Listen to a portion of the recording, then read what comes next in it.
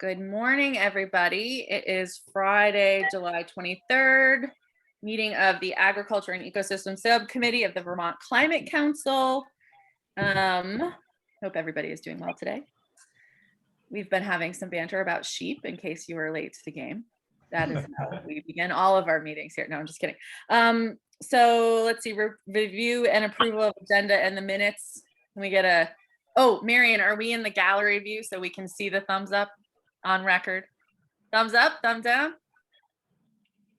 Seeing broad thumbs up. Fantastic.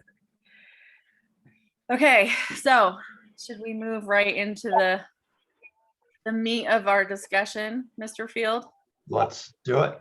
Let's do it. Okay, so we've all been talking. I know that there's been a lot of work being done in the task groups to populate strategies and pathways, and so we are hoping to get that all sort of packaged up and finessed so that Billy and I have a good sense of what we want to be presenting on Monday that will do all of you and all of your hard work proud. So Pat, I think, is going to share his screen. Yes. Exactly. So we've got these are the draft slides for Monday's Climate Council meeting. And so, as Abby said, the task group folks met yesterday morning and we tried to piece together, sample or illustrative strategies. We go under our pathways we wrapped up last week. So what I'm going to do is I'm going to show the slides in two parts, partly because they were so big. But the first part is just kind of the opening slides to make sure you are okay with kind of the opening parts. And then what we'll want to do is we don't want to spend too much time on that, but a little bit of time. And then we're going to dive into how we've done the pathways and strategies and how they fit together. And we're going to have to do some finessing. And I'll try to do some editing in real time. And if I fail, I may hand that back over to Lauren, who's really good at it. But we'll give that a shot. So let me share my screen for the first set. Let's see if I have the right ones here. Okay. Can people see that okay? I'm going to leave it in this mode just so I can edit if we need to. But do people see it all right? Okay. Yep. All right. Okay. So first slide, obvious. The next slide is to just capture kind of you all and who's helped. So just take a quick look at the names and make sure that we have that right. And I think the asterisk means does that mean, Abby, you're a council member? I can't remember what the asterisk means. Yes. Counselor or designee of somebody. Okay, great. So is that, we missing anybody there? Also want to make sure that however we have you identified or your organization is represented correctly. Wanted to make sure of that as well. Ryan? Yeah, I'm SPR. I'd be lucky to have him, but Alex Patolis is agency bag. Oh, right. Okay. So AAFM, yes. Yeah. Thanks. You bet. Good catch. Anything else? Okay, we'll go to the next one. Okay. All right, this is just a little bit of a process piece. It's somewhat generic, but we have a few specifics about this particular subcommittee. So just take a look there to see if that looks right as well. I'll make sure we're saving as we go here. While we're looking at that, I wanted to sort of run by everybody. I'm thinking that something to really highlight from this process is the really broad membership that I think we've cultivated in this subcommittee, and the way that the task groups have come up with the pathways and strategies, in that there have been, we do have members of impacted communities in the subcommittee. We are having active dialogue and pushback along the process that we're moving through.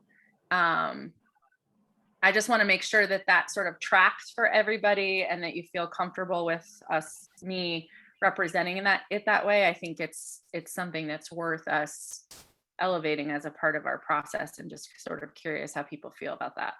Right. Jane, you had your hand up? Yeah, thank you. Can you hear me okay? Yep. I just wanted to say I pulled over to look at the process slides because I'm driving, but I think it looks really great, and I just sort of thought I'd orient you to in the generic sort of intro slides that I'll do at the beginning at the Climate Council. I have a process slide too, and I think that subcommittees are going to make a choice whether they want to speak to their specific process. And I just was looking at the distinction of your slide versus the slide that I'll give, and just wanted to compliment this one and think that it looks really good. And I don't feel like it feels duplicative. And I'm sort of saying that for Marion too, to see if she agrees with me based on the slide that she saw that I put together for process, which really speaks to really a broader process across like how we've gotten to this point in our pathway development. And that slide will come after I speak to the GWSA requirements and how we're moving through a process to get to a climate action plan that speaks to the requirements of the GWSA. So just wanted to say it looks really great, I thought, and I think it feels additive to me and looks great for the presentation. Yep, I agree with all that, Jane. Awesome. Thank you so much, Jane, for that feedback. Does anybody else have any thoughts or anything that they think should be added to our process? Or we, want to make sure that Billy and I flag as we're discussing it. Well, and we always come back if we need to too, so. Okay. All right. Oops, I realized I think that might have been an earlier version. We haven't replaced the solar panel under reduce, so I'll make note to myself about that. So this was just to kind of use that nice graphic from one of the task groups, and then to kind of put the focus areas off to the right.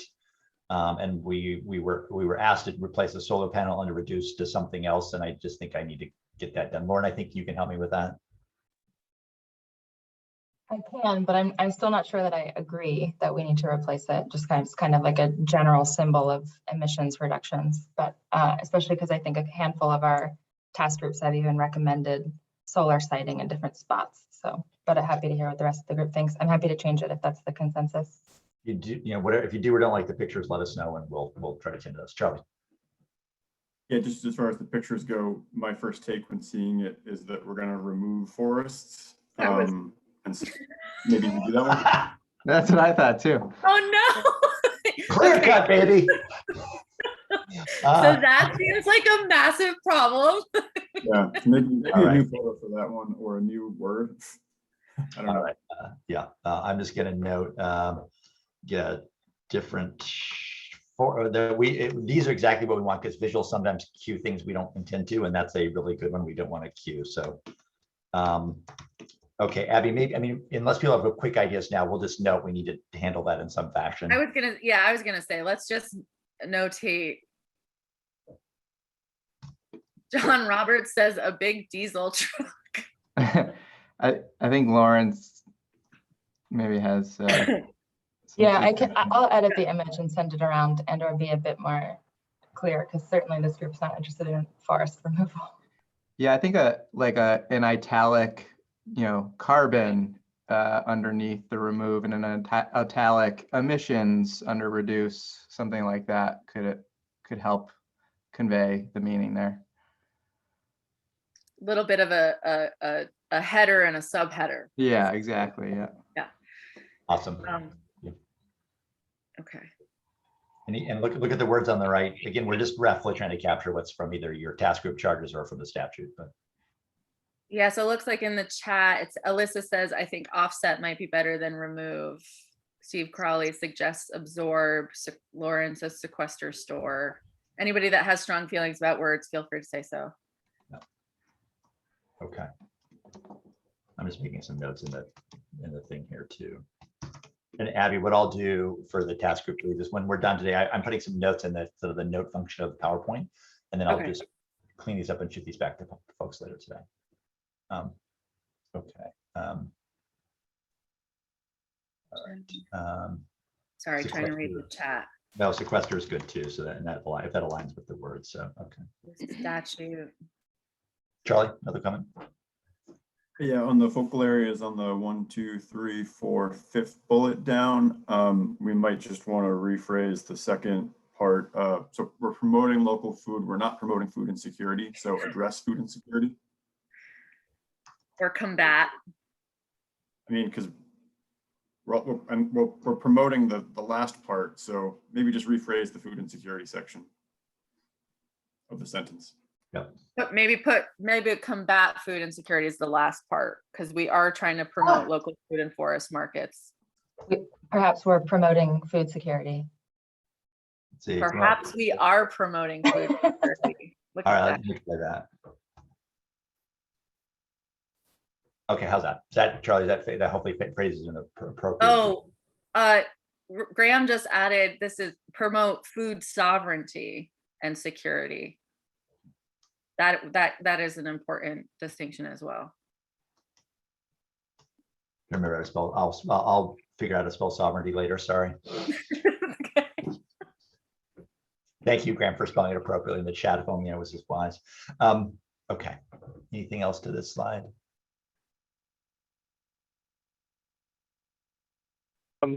Sorry, this is Ryan. Have we discussed I believe in our discussion yesterday, we had talked about potential lack of consensus we've had around, or at least raising some of the challenges around solar conversion of ag fields. Did we discuss changing that photo? Yeah, there's mixed views on that. I think some say yes, Ryan, maybe, but other people say maybe not. In the appropriate place, solar is good, not in the inappropriate place, but I don't know what people think. Yeah, I would, you know, as it represents a change in use, deforestation, or change of ag land for a period of time, definitely it's part of the consideration and opportunity that exists. But thinking about the recommendations and goals for the Ag and Ecosystem Subcommittee, I believe we focus more on, Vermont's natural capital, the land itself, the soils below our forest and ag lands, and other natural lands, that highlighting.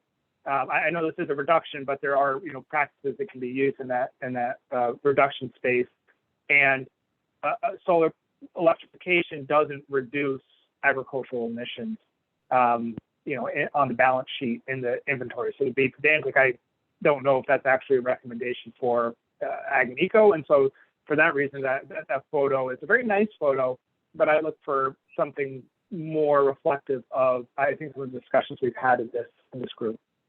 Lauren and then Jake. Yeah, I think that's a very fair point. As the creator of this image, and I'm actively editing it in another slide so I can get it to Pat before the end of this meeting so we can all agree with what's going to be presented.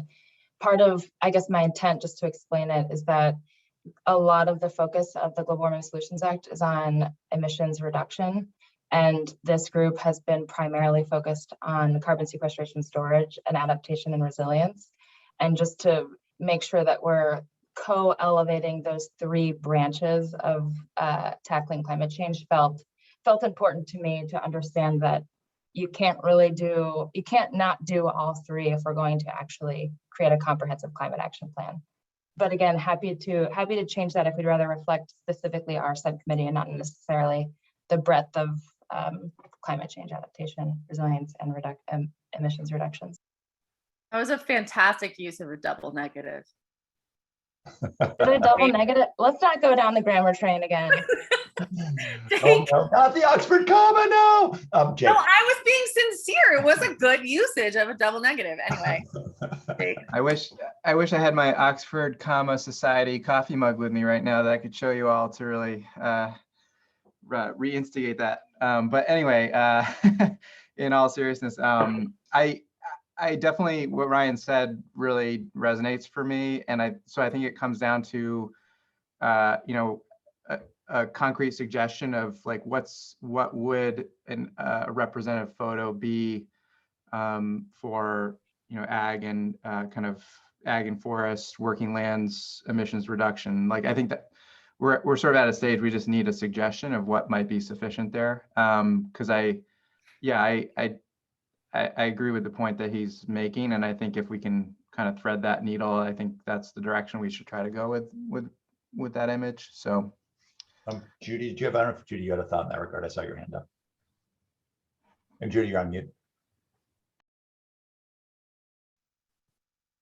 On the one, two, three, four, fifth one down, should we add sustainable farm, forest-based, and water economies?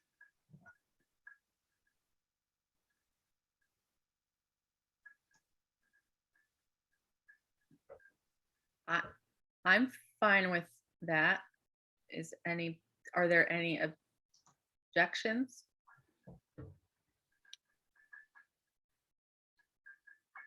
Aquaculture is farming. It's great. What? Oh, I was just agreeing with the inclusion of that. Okay. All right, so to the idea of a different photo, I could make a comment about a cow having reduced emissions from its bum, but we're being recorded, so I shouldn't say that. Ryan, what's your thought? Yeah, I was just trying to answer Lauren's request for any visuals. I don't know if the one that is front of mind that speaks to reduction in energy generation and all of those things is the Vanguard Renewables project that was launched this week at Salisbury Farm in Madison County. I mean, that's an infrastructure project that produces the natural gas from cow manure and food scraps and sends it to Millbury College for heating and cooling. I don't know if that's something that's reflective or if we want to look more towards natural solutions, but I'm just throwing that out there as an option, not there's so many options in that space. I don't know what the right one is, and we haven't fully discussed that that process. I know we've had discussions in 5C about big infrastructure versus soil health approaches and cost effectiveness, et cetera. But just throwing that out there. Yeah, I would struggle to support that image. Let's do this only because of time. Again, so Abby could just did Lauren's point. So a digester image, not okay for you, Abby? It feels like it's pushing forward a very specific type of reduction strategy that is only available for a certain type of farm. It's not, methane digesters are not an equitable solution to reduction. Is there any? They are a part of the portfolio of reduction strategies, certainly. I am not saying they shouldn't exist. I am saying that to elevate that over something else seems concerning to me from an equity standpoint. What about a picture of pollution? Like smokestacks or something like that? You'd certainly want to reduce that. What about a cover crop picture? That's what John's suggesting. A little more natural solution to potentially some of this. What about a cover crop? Someone planting winter rye or something? I'm seeing some shaking heads for that. If that's okay with Judy and others, and maybe Ryan, you can just shoot us a picture of a cover crop. Sure, if folks would like that, happy to do so. Okay. Does that mean you want to reduce cover crops? Good question. We're back to that. Good point, Judy. See, that's why I'm saying put something negative in there. You want to reduce something negative, like smokestacks or some kind of pollution picture. Alex just posted a link as to what Maine did. Hold, please. Yeah, people look. Let's see. Oh, so we don't want to spend too much time. I realized this was going to take so much time. All right, let's see what we can do here. Hang on one second. Come on, machine work. Do your thing. Sorry, I'm just futzing now with my own computer. Hopefully, not messing it up. Maine had a picture of like forest, generally with a kind of an instrument over the top of it, and had a picture of kind of straw or something with leaks or something coming out of it growing up. I'll tell you what, I think we've heard the good concerns. Maybe the thing to do now is just maybe leave this to the co-chairs to finalize, but understand the concerns about not over prescribing a particular technology, wanting to be consistent with the word, and we can kind of leave this to the co-chairs to wrap up. Is that okay? Just because of time, but we've heard the good concerns. Or if people have images they just want to send us, just maybe send them on to Abby, me, or Marion, and we'll try to figure out how to use them. Okay. All right, I'm gonna go on. We've added water. We added clarity about we're looking for food security in terms of that. All right, the next slide, if I can get to it, was just this was a slide left for like modeling data, whatever, and what the task group leads thought was just we just need to focus on the fact that the carbon budget as currently written doesn't really reflect the sequestration portion. of ag and forest. And so that's really what this is trying to hint at is, or just say, is the carbon budget ultimately needs to include both. And Iris, I noted your good word about wording, so I've actually put that in the notes in the slideshow. I think that might be the best ones to use. So that's what Iris put in the chat, is what I put down in the notes in the slides for the co-chairs. Anybody have any questions about this one? I have a quick question. Just Jane? realizing that, well, we don't, I think I'm assuming this is really getting at the greenhouse gas inventory does not include the proper accounting of net emissions or what you might want to recommend for net emissions. But the carbon budget hasn't been created yet. And that is part of understanding sequestration in order to consider how you might include it in the greenhouse gas inventory. So is that right? Because it felt a little funny to call it out as the carbon budget. Is that better? It is for me, but it's like what I'm assuming is you're considering how you might make a recommendation around how you might account for sequestration benefits of ag in the inventory. So sort of hit as hard for the emissions component. Is that what you're trying to get at with this? Ryan, I think your comments well placed, Jane. And the mismatch here, I don't know if there's a broader subheading here to which I don't know if this is the additional technical research needed. I can't remember what the cross-sector headline was, but this kind of speaks to two ongoing work with technical contractors that point to a need to kind of look from the point of view of the 5C holistically at how agriculture is considered for these things, but kind of pointing to two strategies that are being deployed that we support and think we need to keep doing work on. Could be a way to frame it while raising those two things, right? Thinking about the carbon inventory for a net flux type of approach, and then also looking at the discrete emission question that is holding many sectors to that reduction standard being looked at as well. Yeah, technical modeling data. I'll stop rambling. That looks good to me. Yeah, that I don't know sounds if that great. answers your point, Jane. It does actually, Ryan, and it just to put a pin in it for another time. At the goal for the August council meeting will be that science and data will be actually presenting a recommendation around the greenhouse gas inventory informed by the CADMIS technical work. And so I just want to make sure that I include, which we are including you, you've been included in those conversations, but make sure we include you in that development as well as cross sector. Thanks. Thank you. Sounds fantastic. Thank you. All right, I'm going to, anything else on that, and I'll move on. Okay, so the next one's going to bear a little conversation, and let's see how we do. Let's give it about 10 minutes, and if it takes longer, we may have to figure out what to do. So when we had a conversation maybe a month or two ago, we just kind of took in a Word document the various values that you all have been expressing through your work. And the task group leads thought it would be important to try to actually show the Climate Council what's actually kind of underlying or undergirding ultimately the pathways and strategies. So I took that kind of laundry list from the whiteboard from meeting several times ago and tried to put these into values. I don't know how I did. So this is new.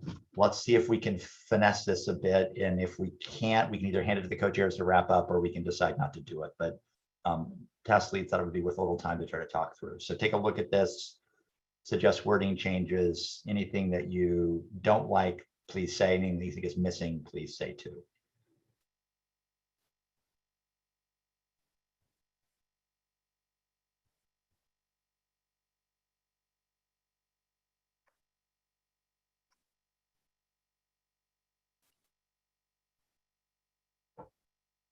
Oh yeah, that probably does make sense. Jane says in the chat, I'd put this after the process slide if we choose to use it.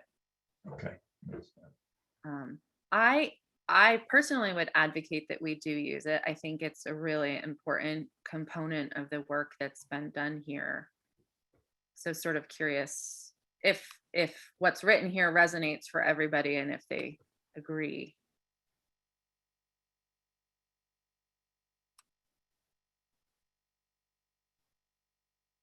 Can you also speak to it with respect to the MCA tool?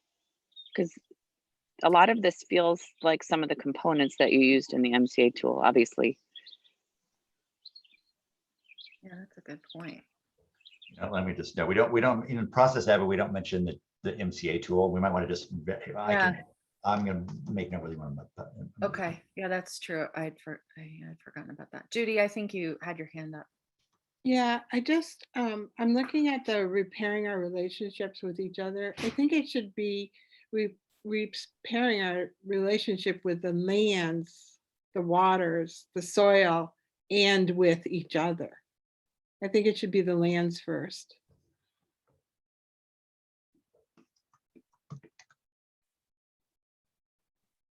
Judy, is that better? Mm-hmm. Yeah, I think so. Jane, somehow you're writing on my PowerPoint. I don't know how, but I'm impressed. I'm like I have no idea what I'm doing.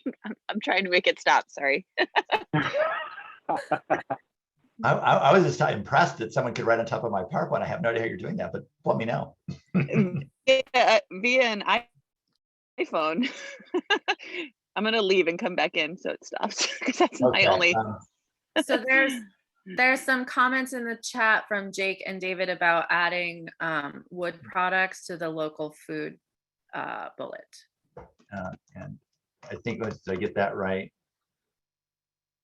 Yeah, the only Forest products maybe, because then that could include what some of what Judy's talked about with oh my God, I'm completely spacing, but non-timber forest products. Thank you. right. I was like mushrooms, but that's yeah. Thank you. Okay, yeah, there we go.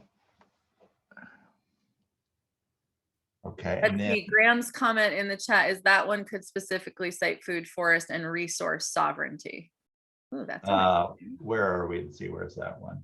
You're saying this should say food, forest, and say it again, Abby. Food, forest, and resource sovereignty. Your favorite word. And I have to spell it. Dang. What are the values? Forest, and one more time. It's the last word. Resource sovereignty. Lauren also says she would advocate for comprehensive climate action must address and elevate climate change mitigation, adaptation, and resilience, and our natural and working lands and waters play a critical role in all three as another value. How do people feel about that? It's in the chat as well.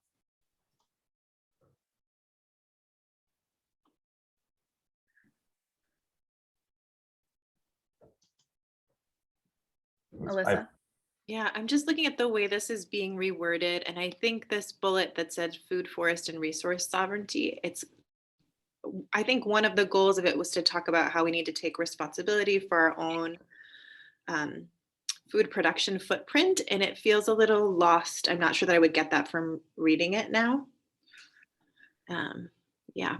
Yeah, I agree, Alyssa, and that one of my alternative suggestions was that we have a separate bullet for forest products, and this sort of making the same point, because I think there's distinctions there between both of them that are important to not try to synthesize together.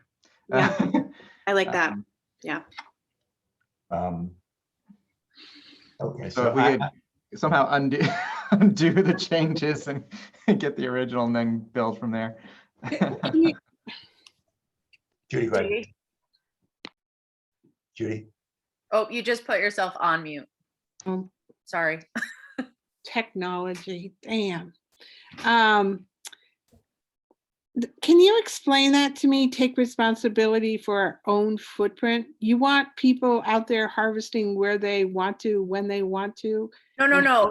They want to? There's an argument that some people try to make about there are some who don't understand the reason that local food production is a part of a climate change resilience or adaptation strategy, in that we don't want to be pushing off our footprint and emissions profile onto other states and countries, et cetera, to produce our own food. We want to be trying to take responsibility for the how and why and where we're producing food here to feed our people with as few emissions and as small an environmental footprint as possible, I think is what that's trying to get at. Well, it doesn't say that to me. It says to me that I can take responsibility for my footprint, harvest any place I want to, and harvest what I want to and when I want to. Well, we don't want that. Well, damn, I wouldn't mind. But I want to make sure that we're on the same page, because I don't read that the way you just explained it. Yeah, I think the food sovereignty piece is really different than what the original point was. Part of it is that we could reduce our emissions footprint in agriculture by, reducing the amount of cows and dairy that are in the state, but it doesn't change the total emissions globally. It just means that those cows are burping elsewhere, and so we need to take responsibility for the environmental footprint of agricultural production here, and not just say that we can't count it if it's happening somewhere else. And I think that was the original, one of the Well, then original I would parts. say that because we have a lot of new immigrants that find out a specific plant is harvestable and they don't know how to sustainably harvest it, and it totally disappears. Yeah. And so what that's kind of saying is, yeah, go ahead, harvest what you need. Because you're going to be responsible for your own footprint. What did we say? I mean, appropriate may be vague, but I was wondering if we put it taking appropriate responsibility. I'm trying to figure out if there's a right word here for Judy's concern. Carly, do you have a suggestion? Not specifically on that. I just had a question around how we're using the word sovereignty here, and whether it gets at what we really mean, and also how others are going to interpret it. Because sovereignty has kind of been a word that's getting used more and more in this kind of power, privilege, equity space. And folks that work in that space have one way of using it, but outside of that, it can mean something very different to other people. So I want to make sure that we're using it in the way we want to use it, but also making sure that we're using words that the general public will understand kind of what we mean. Yes, that's what I'm saying, because somebody just put in the chat box about what food sovereignty means. And if you leave that in there, then you have the right to take care of your footprint and harvest as you want. So a few options here. We can change the word sovereignty. We could have a footnote, or verbally one of the co-chairs could explain what we mean by sovereignty when they speak to the Climate Council. So and I know that Justin just asking me to remind folks to think about kind of what values are, which is the things that they're not actually the tasks or the strategy, they're the things that underlie how you think about what you care about. So what if you put something in there like taking appropriate responsibilities, not for our own food footprint, but for a collaborative, sustainable footprint Of food production. Yes. And not just put it on an individual.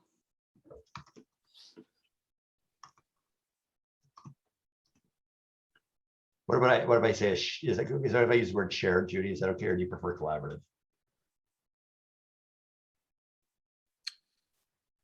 I think shared is fine.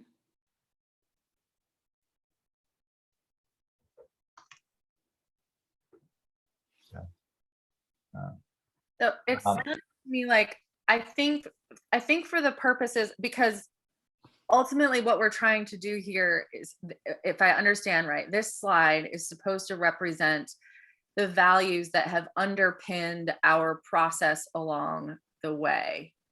So if food sovereignty doesn't feel to this group like it's a term that fits in terms of how it's underpinned our values along the way, then in spite of the fact that food sovereignty is a really, really important factor to consider and is an enormous part of global organizing around food and environmental policy, if it doesn't feel like it was a piece of our process, then it's misrepresentative to have that as a term that is part of our values.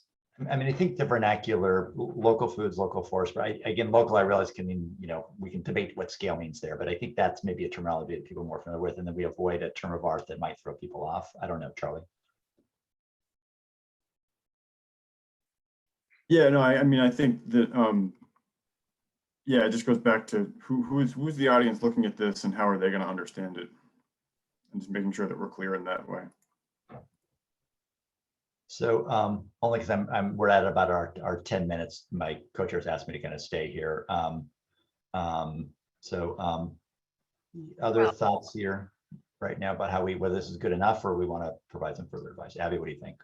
I actually think this is really important. I want this. This is important to me that this slide appropriately reflect the consensus opinion of this group of the subcommittee members as we went about this work. So if we're feeling like this doesn't represent that, we should spend more time here and make it reflective of that. That's my personal opinion. Let's keep that a little bit while longer. Alex, you had a point about carbon footprint. Do I have that? I don't see that in the language itself here, but do I have that here and I'm missing it? Just let me know where I need to fix it. Not sure I do have a point. Oh, this is Allie. Yeah, sorry, Allie. Yeah, sorry. Thank you, Allie. Yep, take it away. Sorry, Allie.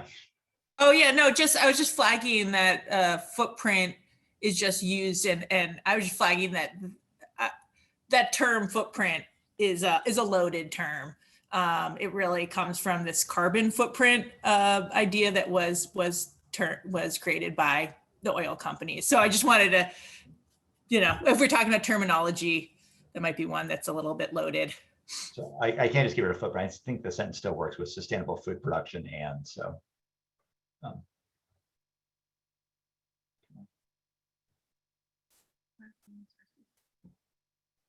So how are folks feeling about how this looks now?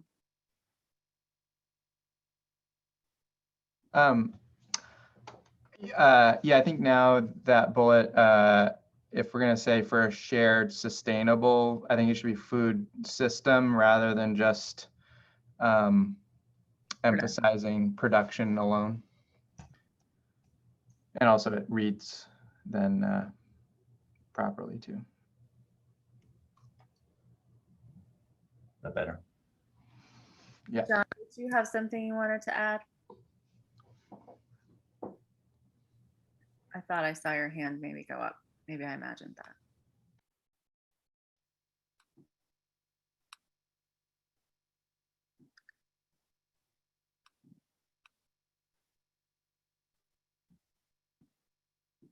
All right. Okay, so a question, anything else on this? And then Lauren, I'm going to actually stop sharing my screen, have you share yours because I can't open your email. Lauren's got a potential image to show. So anything else on this for now? In other words, I'm just going to go back to the image that Lauren was trying to give us an answer to there. So I'll stop sharing my screen for a minute, hand it over to Lauren.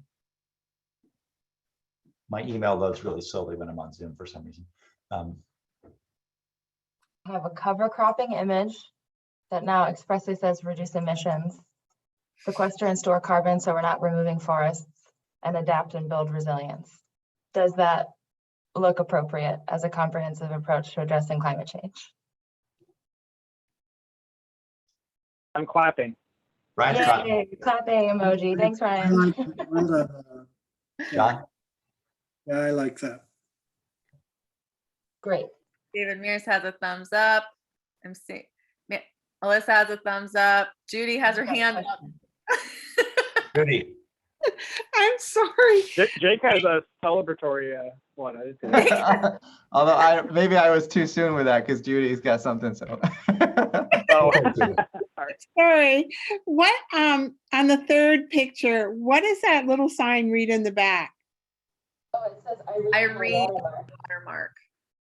So that's actually, just for everybody's edification, that's, I think, somewhere in Royalton, and I stood next to Geo that sign. Hardingford's farm at Hurricane Flats. There you go. Okay. Ryan's got the exact location, and that sign is like 11 feet tall. It is shockingly high. Okay. All right. Yay, claps. Good. Lauren, well done. Awesome. Okay. All right. I'm going to save slide 1 and put that away for the moment. Lauren, thanks a lot for sending that along. Okay. So what I'm going to share now is I'm going to share the pathways and the strategies. Now, this is a lot to look at. So what I think, Abby, tell me what you think. I think what we'll do is let me just kind of scan through the whole thing so you can kind of glance at it. It's a lot, and then we have to go back through each slide, but I want to kind of go through the whole thing only just so you can see, because there may be some things we want to move between pathways, right? So bear with us. This will be a fair amount of tedium for you all, but I think it's really important to get right. So here we go. Okay. So here's our pathways, which you all have worked on, and we've gone kind of back and forth between for that's worth. And then what we've done is, again, what we're going to be clear, and Jane, you can maybe affirm this, is up front, Jane's going to say the illustrative strategies put forth by the subcommittees are not necessarily the final strategies. They don't necessarily detail actions at this point. And they, in fact, are not really prioritized. They're really just illustrative to give a flavor. So that's going to be a caveat, but right up front by Jane. But Jane, I want to affirm, is that correct? Yes, that's a really good, accurate representation. Thanks, Pat. So when you read this, as well as the Vermont Climate Council, just remember that. And as my friend's wife always says, you can have it all, but not all at once. So we just don't want all at once these slides to have too much, and they may already too much as it is, but we'll figure that out. Okay, so here's the first one on the pathway, which is it's the carbon sequestration and storage in Vermont's natural and working lands. And what we did is the task groups pulled in, depending on their task group, 1 to 3 or 4 strategies that they thought would be appropriate for this one. And then what I've done is just kind of try to bold just to kind of help the reader key things. So I'm gonna I want to go through all this and then we'll come back through each. I just want to take a look at this one. I'll give you a minute and then I'll go to the next after that.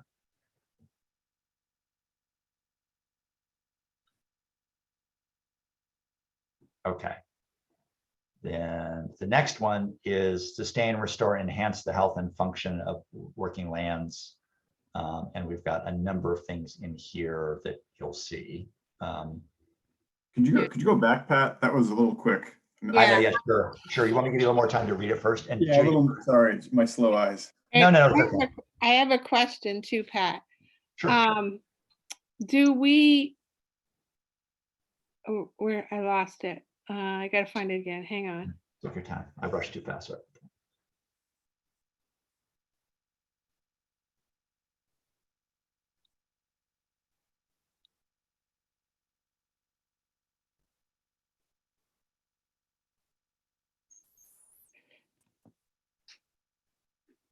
I don't know. I'm sorry. I don't remember what it is now. It'll come back to you. Yeah. So let me know when you're ready to move on. I'll share the next one. I want people to absorb this a little bit across these so you can just think about that. Oh, I know what it was. Where's the one about, oh, here it is. Support research efforts to track forest fragmentation. Do we, I thought our discussion was to not just track it, but to do something about it. I think it's a good question because this could there's one around kind of research and partnership that maybe better goes into that one. But I think this is just because there's a number of things about parcelization under Act 250 that I think are in the land use one. So they are kind of scattered throughout. So I think, Judy, hold on to that thought. And we may think that one may fit better somewhere else. Okay. For sure. Because I think you highlighted a good point there. It's more about research than it is about action. Charlie wrote in the chat, can we include forests in the last bullet, PES? So it could read healthy soils and carbon sequestration in soils and forests. Is that what you mean, Charlie? Okay. Yeah. Yep. So I want to just ask Ryan, this came out of the ag group. So can I add, can I add forests here, or is there an issue if I add forests? I have no issue with including forests. The specific charge we have is for agricultural soils, but it doesn't mean there can't be a Big 10. And so, yeah, welcome the opportunity if that's the recommendation of the subcommittee even further. Many more conversations for implementation, but happy to go there, of course. But Judy, go ahead. But then if you add forests, you have to add wetlands too, right?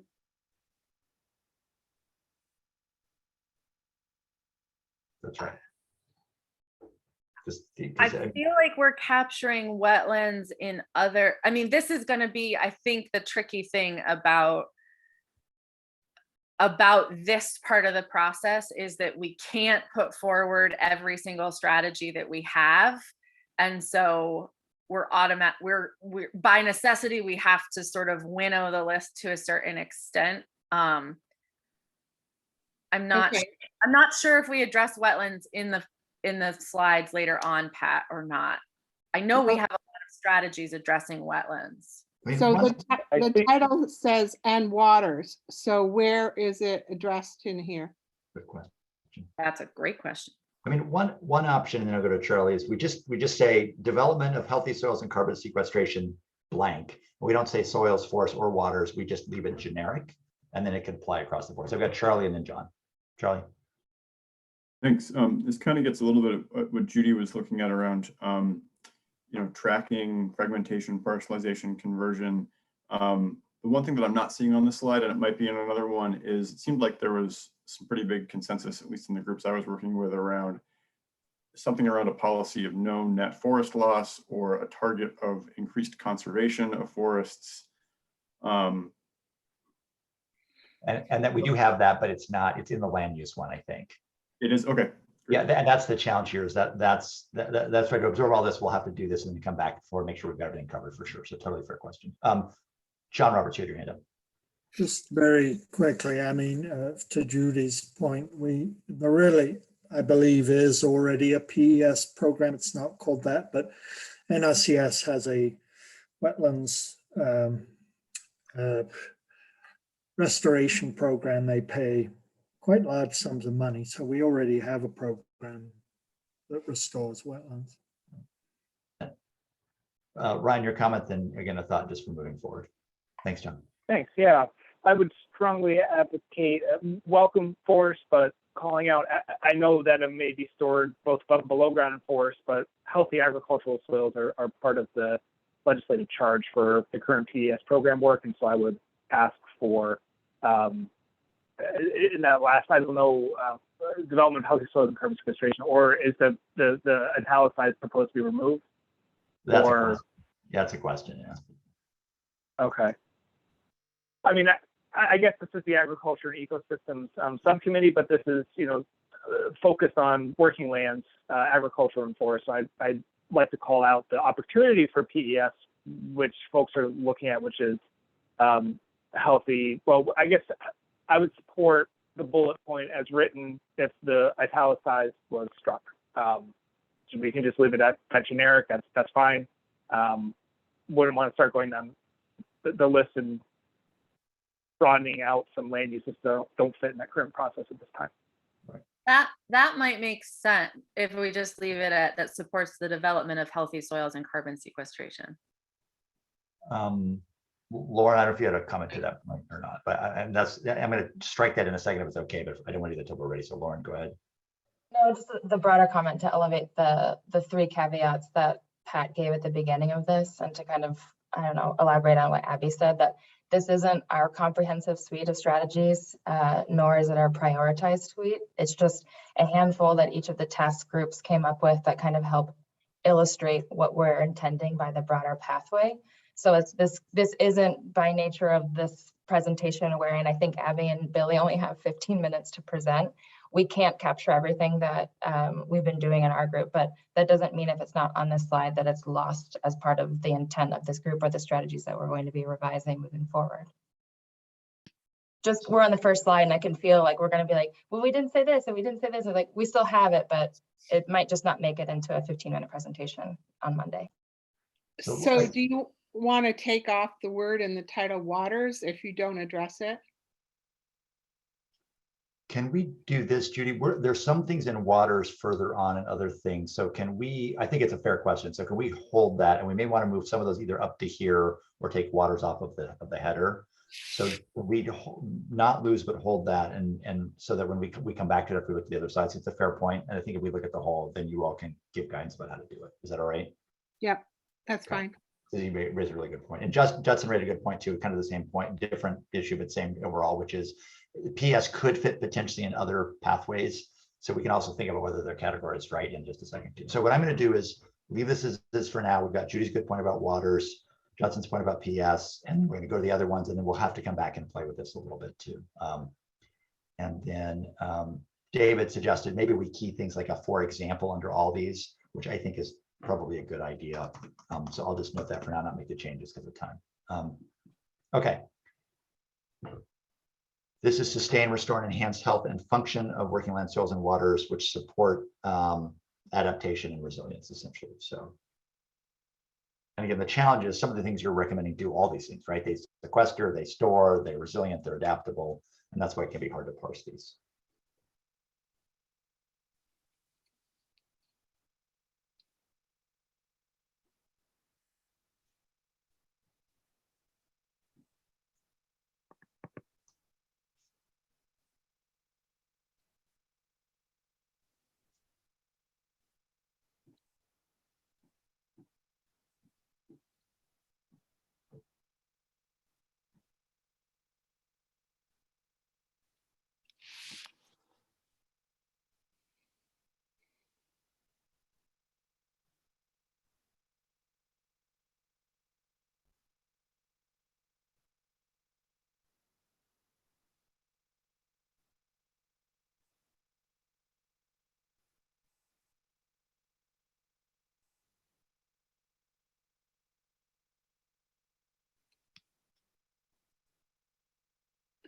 I think someplace you should have the word educate in here, because you can strategically involve people, you can promote and incentivize, you can conserve, but if you don't educate people how to do all of that, you're not going to get the private sector doing it. Let me go quickly to, let me just do to that point. Okay, here there's some of that. I don't know if it's in the right place, Judy. There's some of this in this lab. This is like pathway G or something. There you can see there's more of the education piece here. And this is also a place where we could pull the research point you made into here rather than in that first slide, but you may prefer education further up. Okay, it just has to be mentioned someplace that that's a recommendation. Judy, do you feel like this appropriately calls that out here?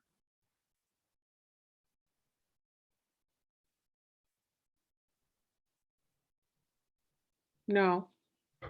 Let me make a note. I'm gonna. No, because remember, Abby, the class we did with the teachers? They're like, the general public needs to be educated because they don't even want us to teach about it. Right. So there has to be education someplace that covers all that's available to people to help them understand the process. I'm not sure that I may be making something up on the fly here. Like public, enhance the public education of Vermonters in regards to Understanding. understanding the impacts of climate change. Impacts. Water.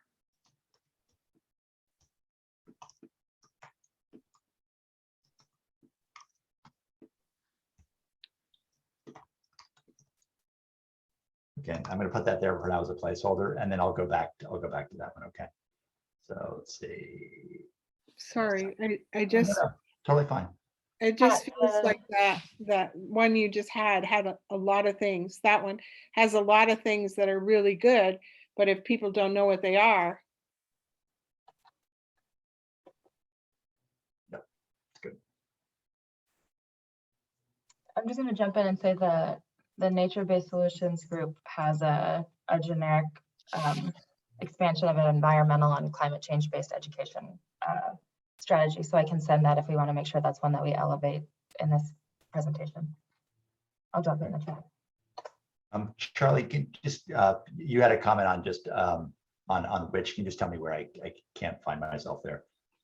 Yeah, sorry. The final bullet, it just ensure natural resource restoration practices support climate mitigation. Just wondering if which should go after practices. Okay, there you go. Oh, no, not after practices. Okay. No, I think you had it in the right spot. Okay, all right, good. Got it. Okay.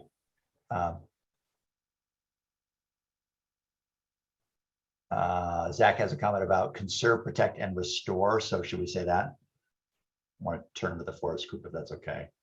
Yeah. I like the intention. I just wonder about, I mean, all these forests were old at one point to some degree, right? So is there a better way, like, because we had detailed bullets around like incorporate elements of passive management and UVA. So we have like sub ones that get at that specifically, but I mean, one option is again, because these are just illustrative. So we'll put, for example, we could, how important, we kind of mentioned conservation broadly above in the first bullet. How important is it to call out old forests, or for now to leave it out? Again, only for now, not forever. So I want to kind of just get a sense of whether we want to leave that one in, or we covered it more broadly above, and that's good enough for now. I'd like to leave it in. It's a distinct, a very specific and distinct category of carbon sequestration forest. It's not actually, I think the word restore doesn't quite fit, because the way that you conserve and protect old forests is you leave them alone. That's the kind of the point. So, and it's distinct, and there's an advocacy, there's a perspective around what level of our forest should be in old forest status. That is unanswered by this, but the idea, I think there's consensus that some portion of our forests in the state should be left unharvested. And I think that's what this calls out. Yeah, and in other places we have like the forest practices elsewhere here, like not detailed, but I think the practice language and the details under that would get it, allowing for the management towards that element. Right. So I'm going to kind of leave it as it was originally written. Lauren, you have a suggestion for expanded environmental education. Where would that, what pathway would that go under? That was just to Judy's earlier point about there not being just a general education, and again, recognizing that we do have a few of those within a couple of the different task groups. We just haven't elevated it. I was just about to drop into the chat, but since I have the mic, I might recommend that on like the last slide, we just leave a couple of URL links to our respective recent subcommittee meetings we've all presented on our full suite of strategies, so that we can direct people who are interested to see, like, we're not prioritizing, these isn't a comprehensive view. We only have a few minutes to help contextualize the pathways. If you are interested in seeing more, like, one, attend our meetings. Thanks to everyone in the public who seems to come every week. It's really nice to have you here. Anybody else is welcome to come, and or check out on the supporting documents page. All of our strategies are there right now. I'm going to suggest we have a last slide to that point, Lauren. Can't do it right now, but I'll put that in the notes. And then under Lauren, your point about language, when we come to that section again, I'll pull that out of chat and put that in, and we can look at it to Judy's point too.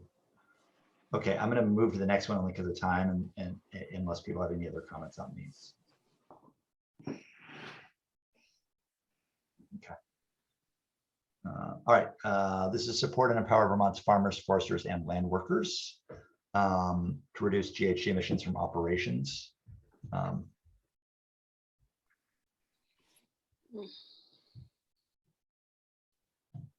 And again, do remember that kind of separately, as required under the cross-sector mitigation, the ag group forwarded a whole bunch of stuff to them about the role of ag in this question. So, that has been covered elsewhere under cross-sector mitigation. So that's why this could be fuller, but a lot of it's actually covered under that other subcommittee. Ryan. Yeah, I would just add, for using the examples in that last bullet, just adding one agronomic practice, whether cover cropping or no-till as an example. I would advocate for grazing.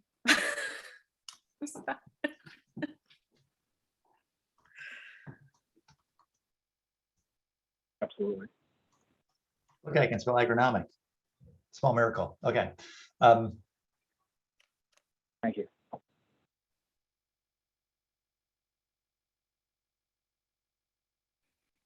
Jake?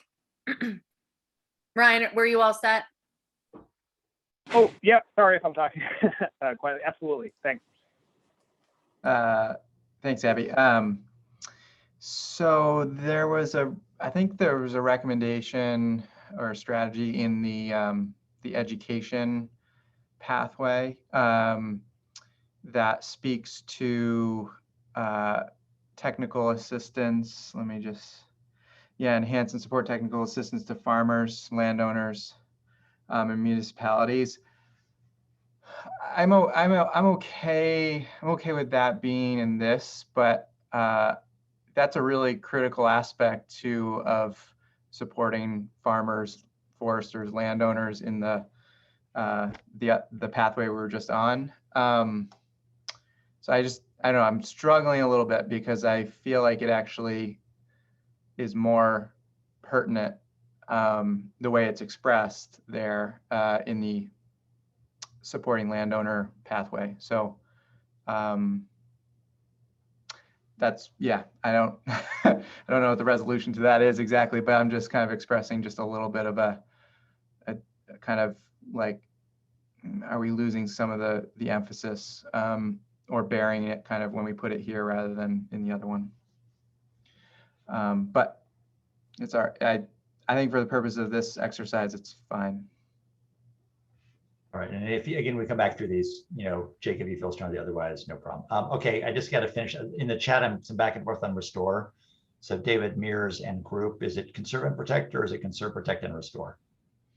And I'll just weigh in. What Zach's point was in the chat was I was thinking about restore in terms of what actions you actually take on the land, and Zach's point was restore in the sense of expand the amount of old forest in the state, which I think makes sense. Again, I think there's some fairly significant debate embedded in the question of what percentage or what proportion, but I suspect I'm fairly confident that on our sub-task group, there's a consensus that having more old forests is good for climate change and won't interfere with our ability to recover our forest economy. Okay, I'll add restore in then for now. I think Judy supports that as well. Any other comments on that before I go on? All right. Again, this one, again, we may, to Jake's point, we may come back and change this, but we may add that one back into here. So we'll keep that under advisement for a moment. Anything else on this one for now?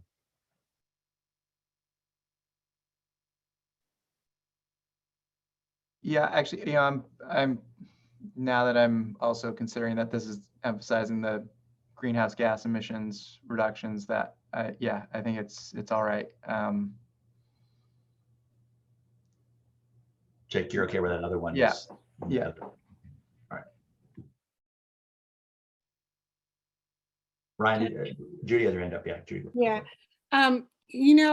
In light of all the contributions that we've received from Iris on this committee, it just seems like that include tribal members and TEK for resource management planning should also include our youth. Because this will greatly impact them. And they have some wonderful opinions I think we should be listening to. Judy, does that capture it? Yeah, thank you. And move on, if that's all right, to the next one. Okay, this is about support and empower working land owners, managers, and caretakers for resilience and adaptation.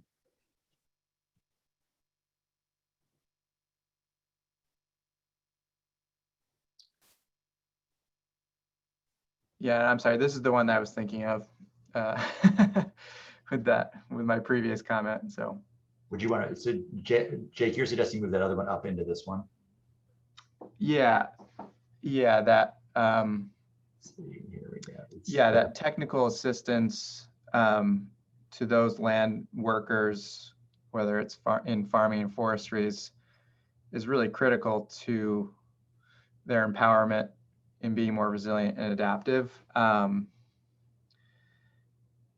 And this seems more centered around where it is right now. The pathway seems much more around the notion of just kind of general education and workforce development, whereas I think technical assistance kind of for production and kind of commercial enterprises has more to do with the pathway that's about making them more adaptive and resilient, making their operations more adaptive and resilient.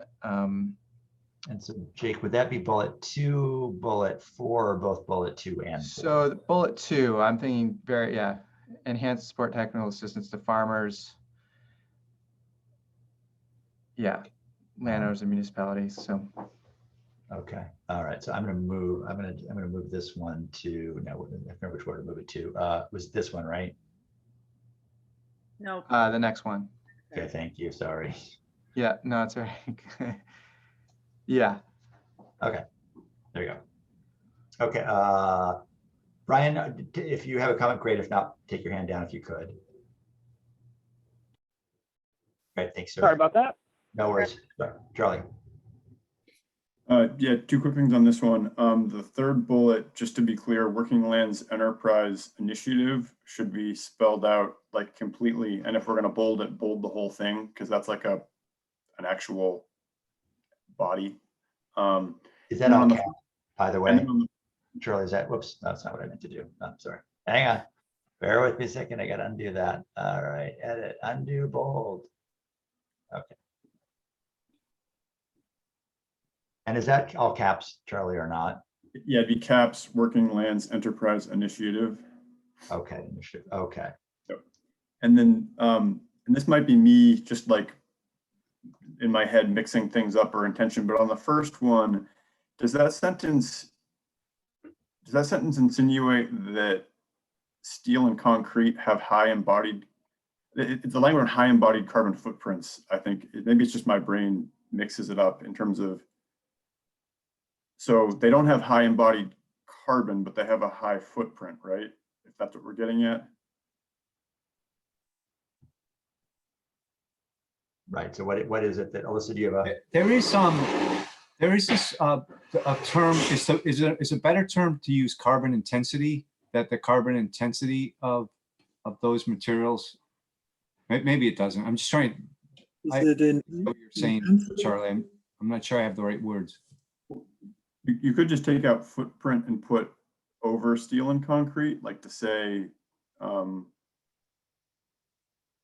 no, okay, over, so we're saying over imported wood or non-wood materials with a greater carbon footprint, I guess. It's I guess the embodied thing is what's getting me, because like we want to use products that have a high degree of embodied carbon. Yeah, that's better. I think greater carbon footprint says it. Yeah, although just flagging Ali's point earlier about carbon footprints. Yeah, I know. I don't. It's,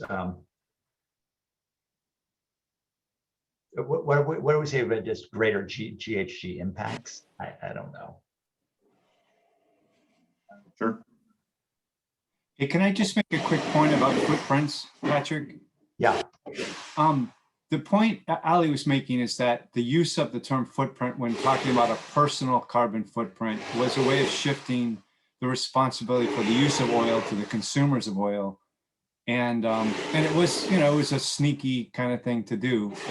They didn't actually invent the phrase though. And it's a phrase that goes way back before BP ever tried to exploit it.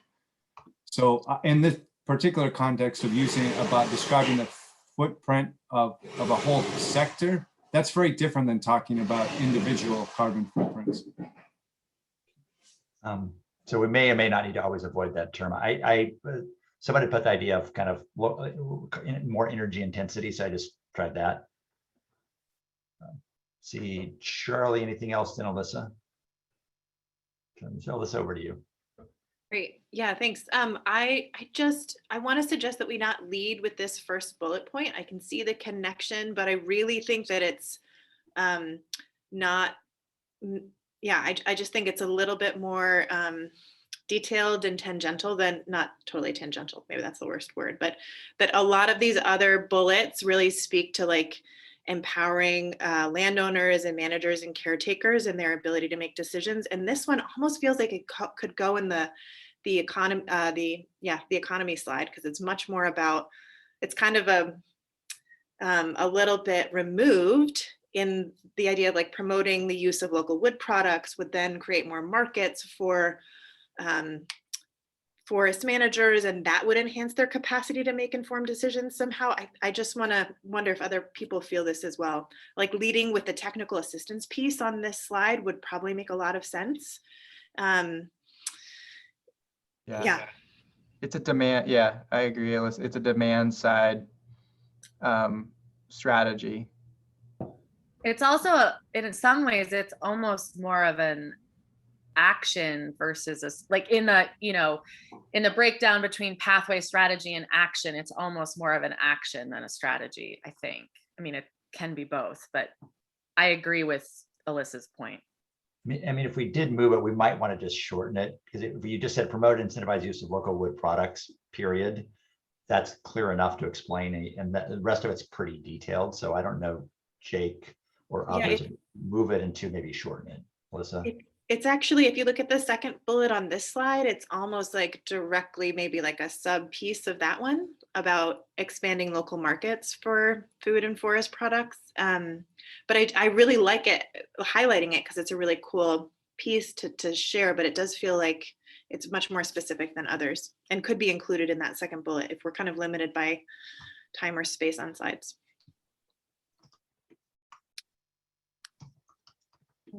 Yeah, I think that makes a lot of sense.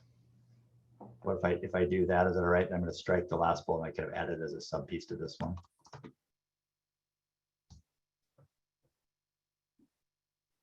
All right, I'm going to strike. Is that okay?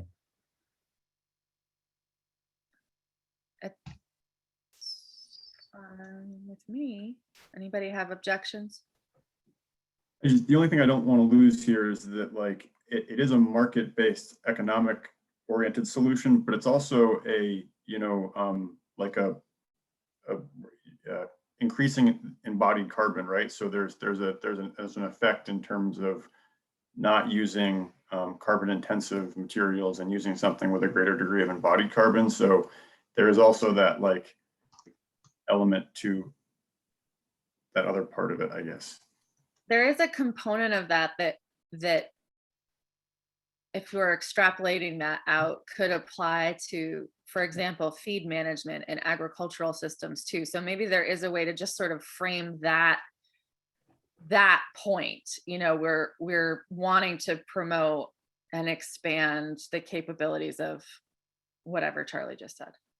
Yeah, it's that idea of it being a natural climate solution. Plus, it's got great economic benefits too. So this maybe rather than for a moment, maybe another words with co-chairs or co-chair, maybe it's you want to just note that verbally in your presentation to Climate Councils. A number of these things, have like economic benefits, local economic benefits, but they also really provide real value in terms of carbon capture or storage, because we're using local wood products, we're reducing the footprint over the words where we are in terms of travel time, etc. So it may be somebody that needs some verbal explanation. Right, and same thing applies to food systems and feed management. Exactly. Like that. Just like that Judy wrote in the chat, this slide is an example once again where something about wetland and water should be present. But Judy, do you have any suggestions about how or where we would add that in? Well, I just keep thinking, when you're talking about food systems, you're talking about food that comes from the water. When you're talking about carbon storage, you're talking about carbon being stored in wetlands and the silt on the bottom of the lake. You're talking about all these things, but you're never mentioning water or wetlands. And it just seems that they have to be as sustainable as the land itself. Because if it's not, the land's not going to be very happy. Remember that concentric circle where the wetlands take care of the spine of the land that takes care of a key of the soil.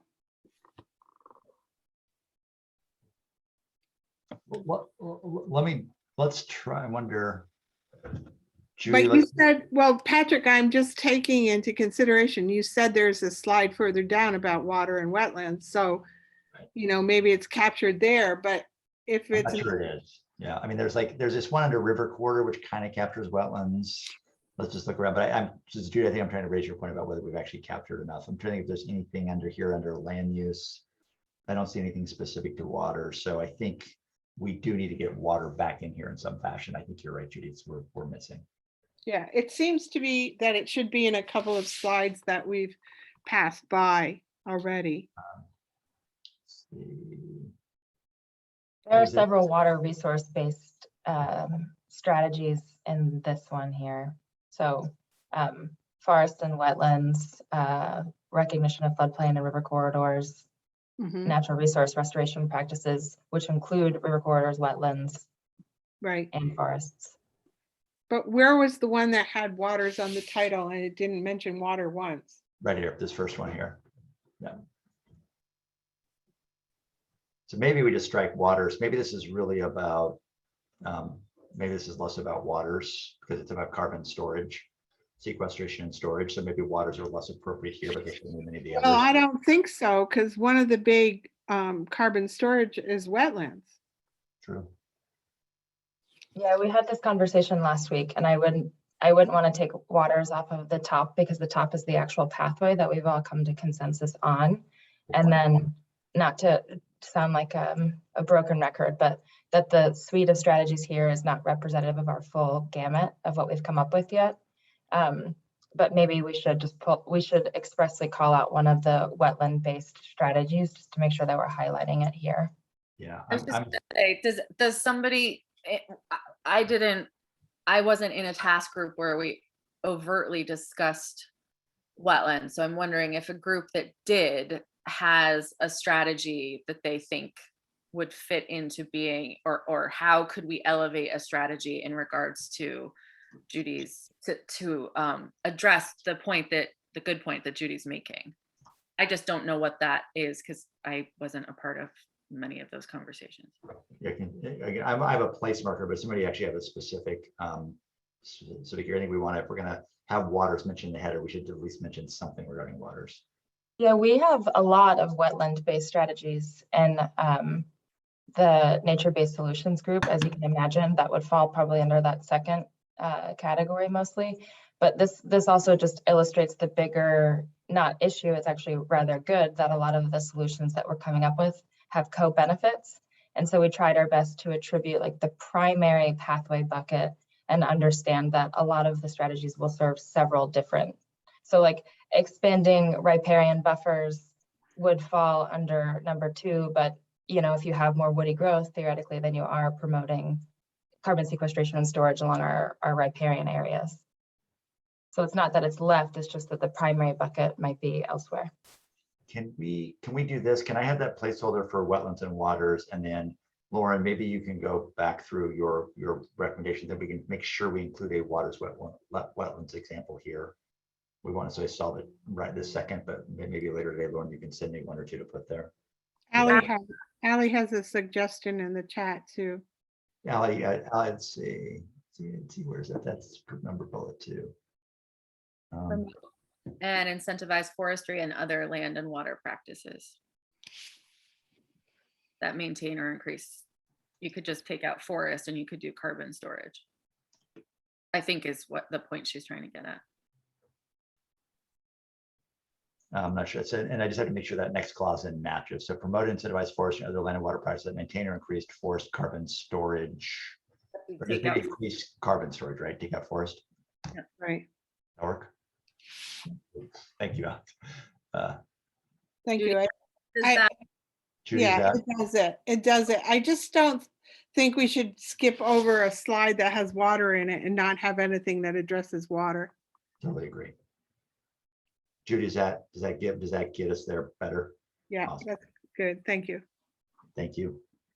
Okay, so this is the 4 we just had on this piece on kind of supporting worker owners and lands. Then we had this one, kind of local markets. We kind of folded in the wood. I can't know what to call about less carbon intensive other stuff, so I just left it out for now, but maybe Abby can figure out a way to explain it, or Billy can on Monday. Anything else on this one?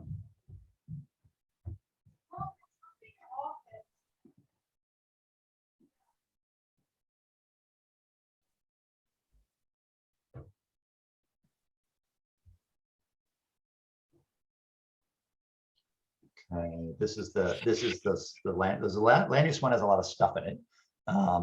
So, and including that no forest loss, Charlie, I think you mentioned. So here, take a look at this. Can you go back to number 6, slide Yeah. 6, please, Pat? There we go. Can you say for people who are historically underserved and disadvantaged? Can you move the people up? Yes, you want to put that at the top of the sentence. No, ensure and increase equitable access for people who were historically Okay, got underserved. And Yeah, got you. People, right? Well, yep, got it. thank you. You bet. Good change. It puts the accent on the people first. Very good.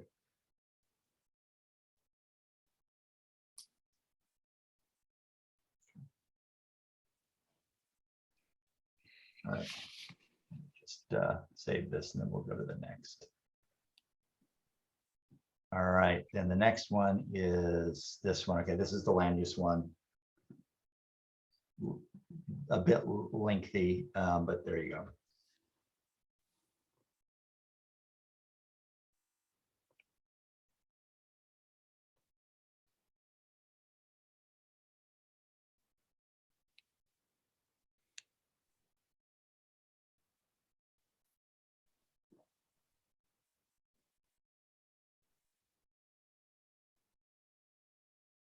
Could you change the of to to in the first bullet, Pat, on the last sentence? Challenges to working lands enterprises.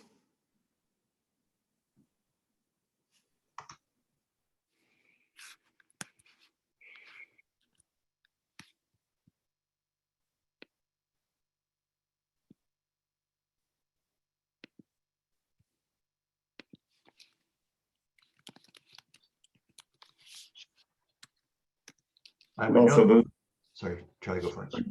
The first two seem like they're a little duplicative.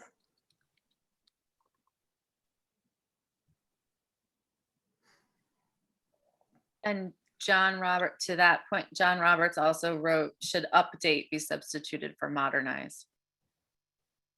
Act 250. Right. So maybe it's update and amend. I mean, it does seem like potentially we could combine those. Yeah, They do sort of address different components of Act 250. I think EG, the second is an example of the modernization. For example, incorporate forest fragmentation, climate change criteria. Could we just add climate change criteria to the upper one and then just get rid of the second bullet? Yeah, that's what I think too, Charlie. So where would I put to incorporate climate change criteria? Where would I move that to? Let's see, update. So update Act 250 and other state land use regulations and planning tools to include climate change criteria and better combat forest fragmentation and forest loss. And do I want to say update here? That was John's suggestion. I just feel modernize, one person's modernization is another person's, I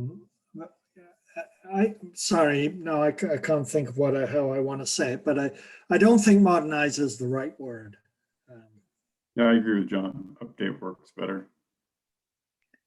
More to the point. All right.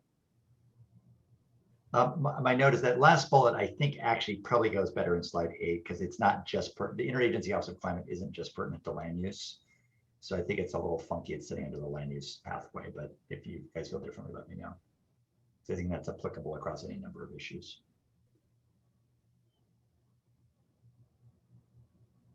So what are you saying, Pat? You think potentially it goes on the next slide?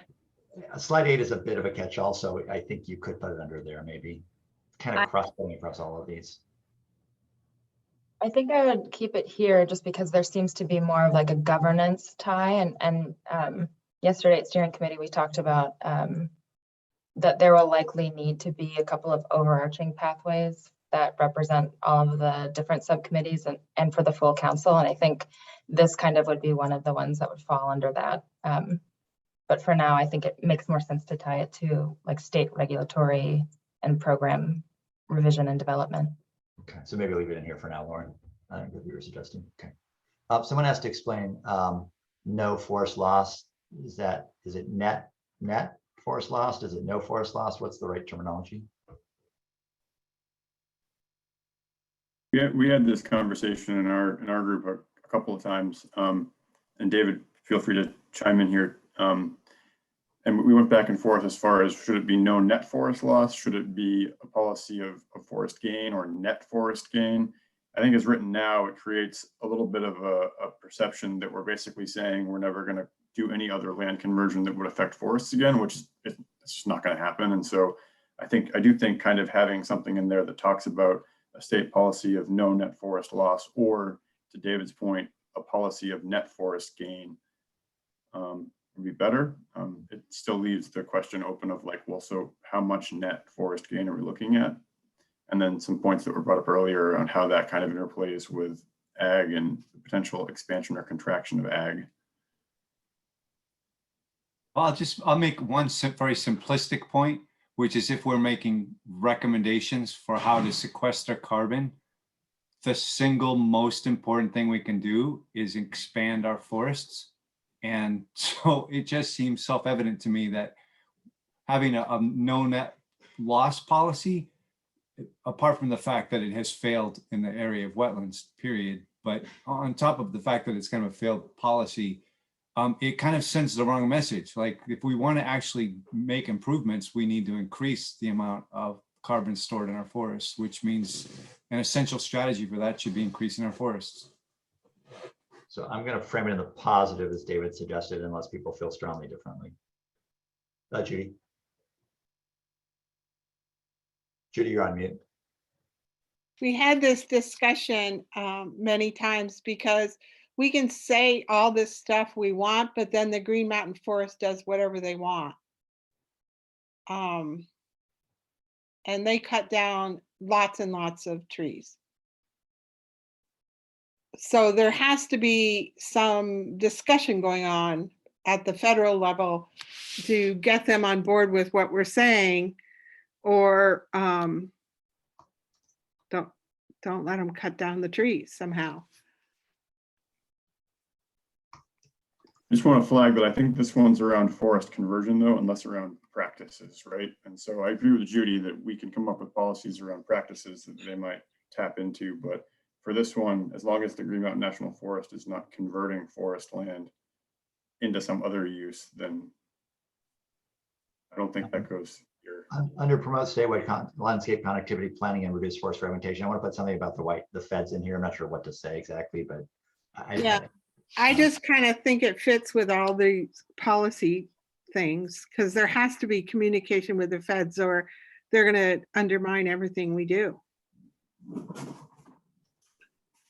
What are you doing now?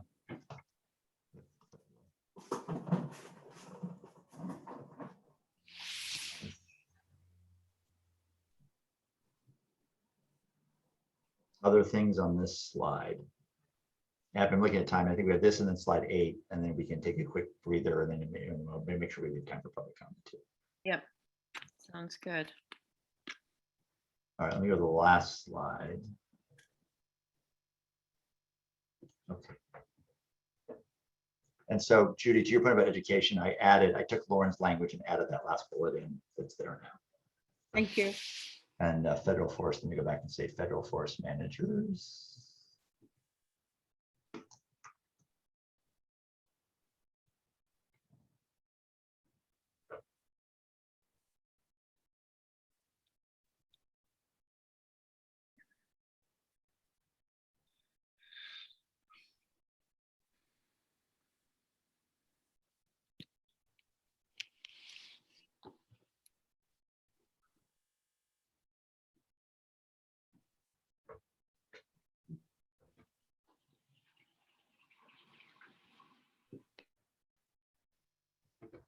So just as you look at this, I think we've addressed at least waters and wetlands a little bit better than we had before. Judy, thanks for that good recommendation. I think, Jake, we moved some stuff around to be clear about where kind of technical assistance might go. Lauren has reminded us of how much you can actually get done in 15 minutes. Good point. So, you know, Abby and Billy, who's not on, it may be you touch on a few of these. You guys may need to, over the weekend and all your spare time between hang, you may want to practice a bit because you probably can't read all these strategies. You might want to highlight a few and say a few words, but you probably can't speak to all of them just because of time.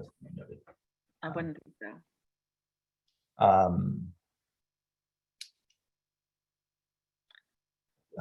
Judson had a comment about language. I just don't know, Judson, where you were suggesting creator support. It was for the pathway. For the verbs for all other pathways are support and something else. Create implies that it does not exist already. I just wanted to draw attention to that. What if we do that? Does that work? Also to be consistent with other pathways. I could be a troublemaker here and say that to a certain extent, some of those things do need to be created, at least in accessible, equitable ways. Okay. But I take your point. Obviously, things need to be improved upon, but partnerships exist, research exists. Not everything. I mean, yeah. Obviously, we need to add to and enhance. So there's some gaps and understatement in some cases. Are you okay with that, Abby? Sure.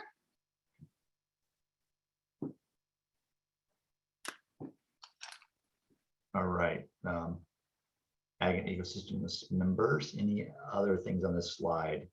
On that fourth one, are we specifically talking about UVM, and that's why it's a singular, or should it be universities? Or, I mean, if we're talking about UVM specifically, let's just call out UVM. But if we're talking about multiple, you know, educational institutions, maybe make it plural. I like that. I think we should change it to universities. And maybe some colleges, right? So, do we want to say local academic institutions? Which I know is a mouthful. Yeah, that works.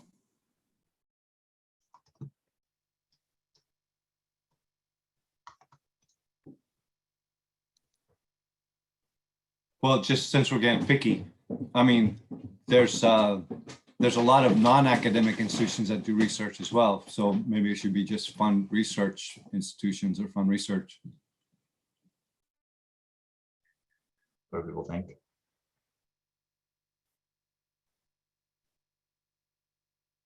I feel like one about that one. So if somebody has a great suggestion. I mean, I thought I was reading sort of applied research in that manner. So maybe that's not though clear enough.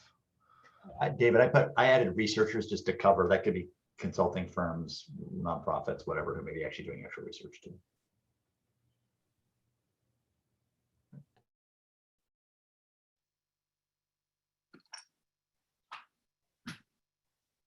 Lauren, are you okay with this? And you offered a different thing. Are you okay with the way it is? Okay. All right. Let me save this. Judy, did you have another point? Can you take on, what number is this? The one that's showing on the screen now. Can you take e.g. civil pasture and move it up to the first one? And should I have it in both or should I move it up? That'd be a question. Let's have it in both. Yeah. Or we could we could put agroforestry in one and silvopasture in another, because it is something we really need to flag as absolutely critical moving forward, but something that is desperately underfunded and undereducated. There is no And that most people don't know is traditional ecological knowledge. Do I want to call, how do you want to do silvopasture, agroforestry, just leave it silvopasture for both? Let's do agroforestry for the TEK, Judy, if you agree with that, because I think the agroforestry in the traditional ecological knowledge, agroforestry addresses like the full suite of strategies. Judy, does that jive with your thinking? Yeah, You okay? yeah, I'm all right with that.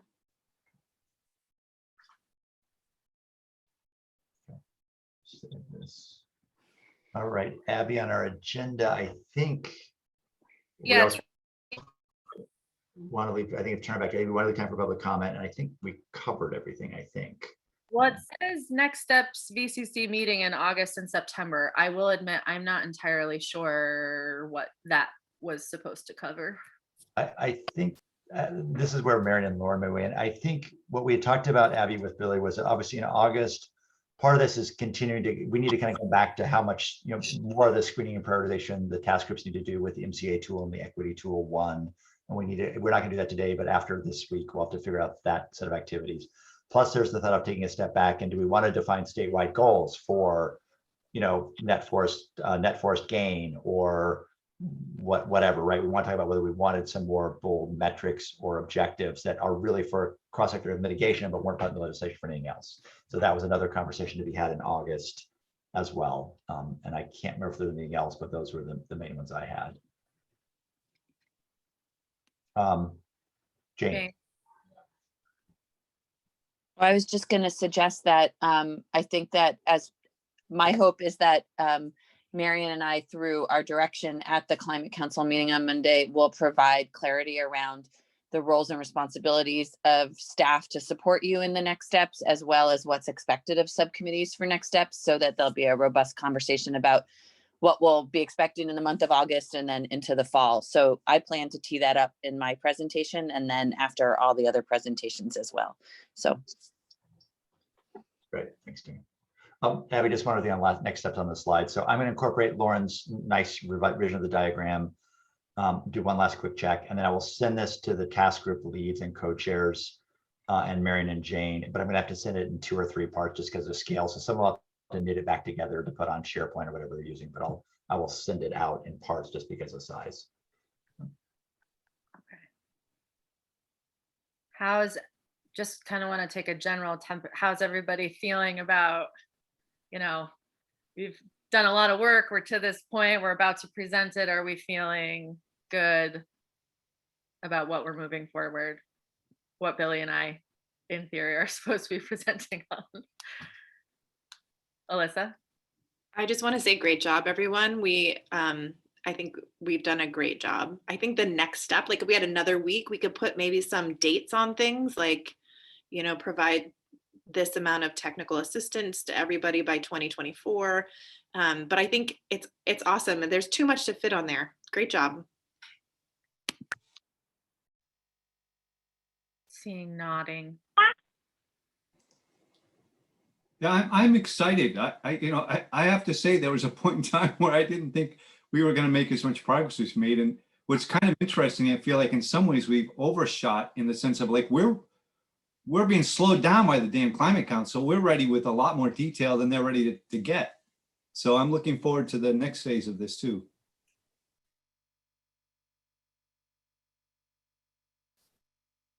To that end, David, I'm ready to also share a little trepidation in that I feel like we're going to have to come in with some pretty hard advocacy as things shake out at the full council level. This is my impression, that these things don't get left off and kind of put aside to the focus on just emissions reductions or X.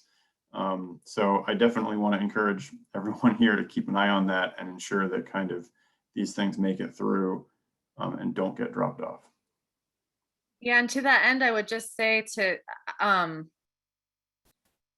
there is going to be an enormous component of, to Judy's point that she continues to make, of education around this, right? You know, we've talked a lot about, and I think we're all in broad understanding of the necessity of empowering the people within the context of land, right, to make all of these changes a reality. But that is not a commonly understood piece of our social fabric necessarily. And so I would encourage all of you to be out and about in your networks and talking about the work that we've been doing here and the learning and the consensus building. Because I think we've done some really great work here. I'm really appreciative to all of you for that. And if everybody feels amenable to, I mean, it's a few minutes early, but if everybody's amenable to it, I'm fine with opening this up to have a little bit more of a space for public comment, if that seems appropriate. Throw some thumbs up or thumbs down, or is there something else that in general you're feeling like we need to talk through before Monday? Jake? Yeah, just quick, just what you said there, Abby, just, it was something that was on my mind, and then through this process, I forgot that it was on my mind. Yeah, just getting a sense of some of the, public outreach and also sort of outreach to our networks that we're all a part of. Like, I want to inform the Farm to Plate network in many ways about sort of where things are at. And what has been created to this point. And so, I'm not exactly clear on the opportunities, that I need to initiate versus things that may be already in the works, and people are going to be reaching out to me perhaps for opportunities to do that. So that's just one thing that I'm curious about, because I completely agree that, the awareness and kind of ability for the public, but also our constituents to kind of advocate more strongly is going to be really critical here in this next kind of phases here. Jane? Yeah, thank you. I just wanted to speak to the public engagement because it is so important. And I think I won't go into excruciating detail, but the public engagement plan is going to come out in writing as a PDF next Wednesday and be circulated to all the subcommittees and Climate Council members for your input and comment on, which will include a survey to hopefully consolidate input in a systematic way that we can make thoughtful revisions more timely. And I do just want to suggest that there's a lot of components to it, but we've been moving forward with stakeholder engagement in concert with the Public Service Department around the Comprehensive Energy Plan and Climate Action Plan. So the sectors that overlap there, transportation, buildings, thermal, and electricity. But one of the next steps that I'll speak to on Monday is first and foremost to go back really for ag and ecosystems and rural resilience to think about your stakeholders where you would want support via the Consensus Building Institute and others to help facilitate targeted engagement with those key constituents for you all. And that's one component of the engagement plan, of which there'll also be the statewide regional effort that Climate Access and RISE will lead. And in an effort to do that for September, they'll produce collateral and a toolkit so that we can also create additive events through all of your networks and provide support to all of you to communicate this work thoughtfully, as well as also bring to bear some resources with respect to A&R staff supporting you, or thinking about how Climate Council members and subcommittee members yourselves deliver that message. So more to come on engagement, but really important, I think, for your subcommittee in particular. Thank you for that update, Jane. Anybody else have any thoughts or questions? Okay, all right. So I think if everybody's amenable to it, I'll open it up to public comment. So if you're a member of the public, please feel free to raise your hand. And let's see, Jennifer. just wanted to applaud everybody on your efforts, both in the initial process and then in the reworking of various pieces today. I think you've done an amazing job with this.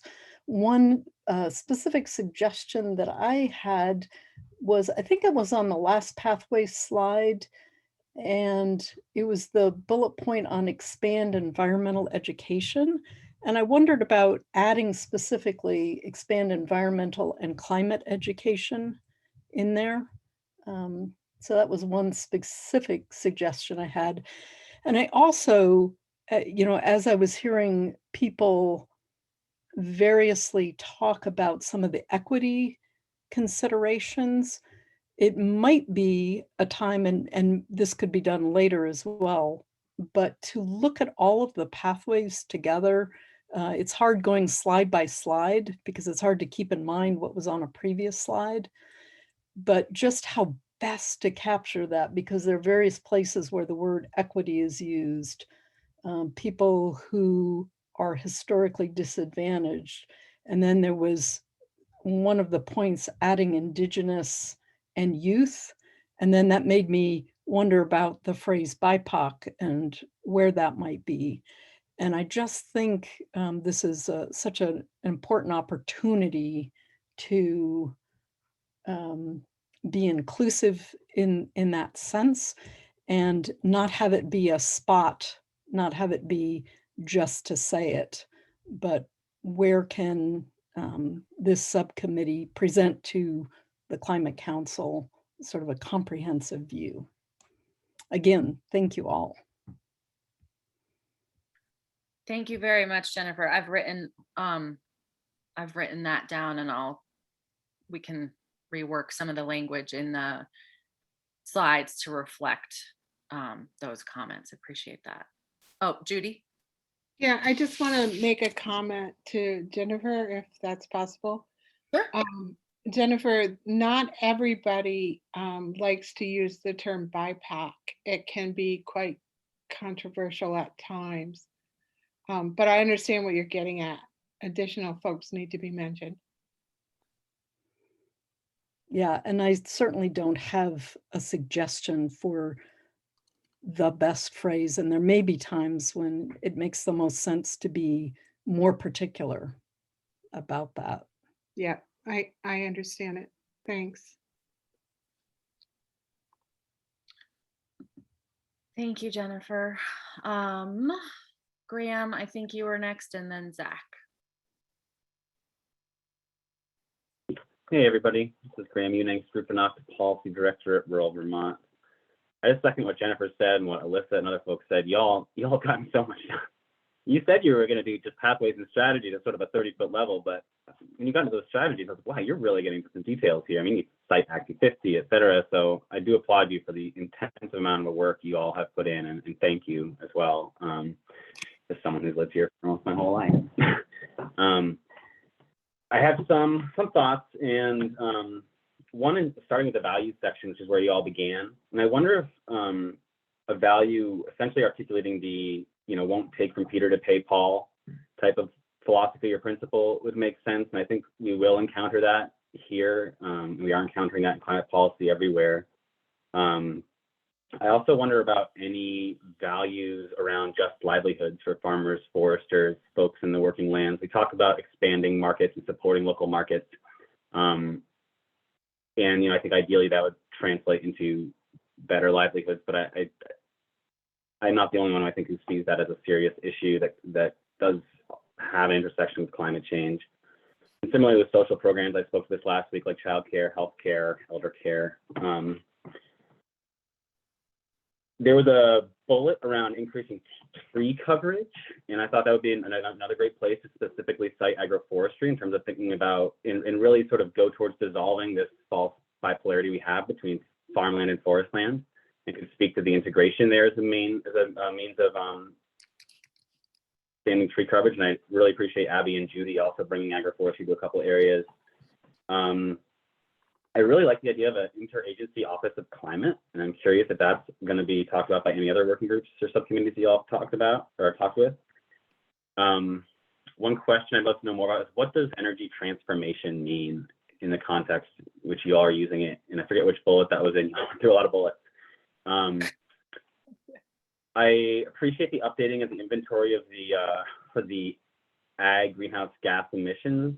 I know that was brought up. Alex Patillis and Alexandra Kasiba brought up sort of throughput, life cycle, embodied carbon, that type of accounting, and I don't think that's really included in the current greenhouse gas inventory for agriculture. And for example, there's a suggestion that we affect greenhouse gas emissions by affecting ruminant feed regimes, but I don't think the inventory actually differentiates between different ruminant feed regimes as it is, which seems to me to be a sort of an inherent contradiction or just challenge that we need to deal with. And it also brings up things like pesticides with their manufacture, transport, emissions on site, and whether or not those are being included.